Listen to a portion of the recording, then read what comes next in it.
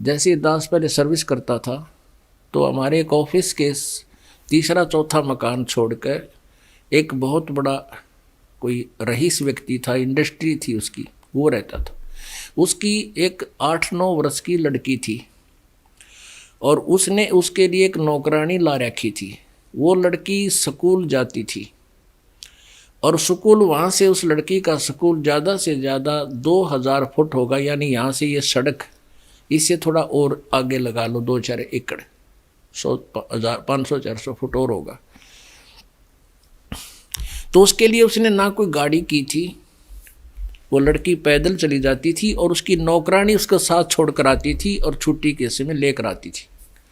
दोपहर के समय गर्मियों में देखा एक छोटा सा छाता, वो उसकी नौकरानी तो धूप में और उस लड़की के ऊपर छोटे से छाते से वो छाया करके ले जाती और लाती थी।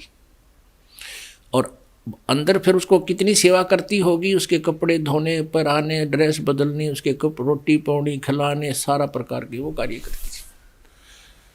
अब वो उसको कितना प्यार देती थी, और जब उसको नौकरी से निकाल दिया, उसने मुड़कर देखा भी नहीं वह लड़की भूखी है कि प्यासी है, क्योंकि उसको पता था कि तेरी नहीं है।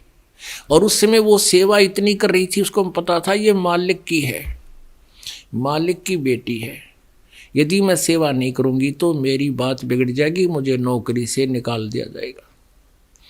ये सोचकर मालिक की बेटी समझ के वह इतनी सेवा कर रही थी, स्वयं धूप में और उसके ऊपर छाए तो छाया। ऐसे ही आप जी ने ये बच्चे पोते पोती बेटा बेटी जो हैं, ये उस परमात्मा के मालिक के बच्चे हैं, और इनकी सेवा में यदि आप कमी छोड़ोगे तो आप दोषी हो जाओगे इस दृष्टिकोण से।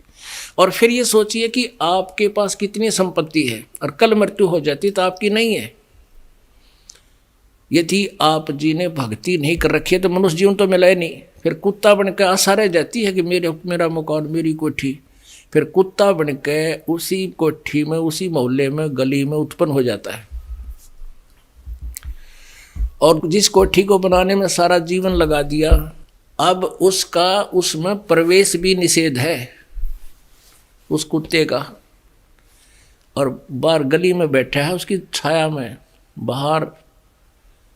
तो पुण्यात्माओं ये याद रखना,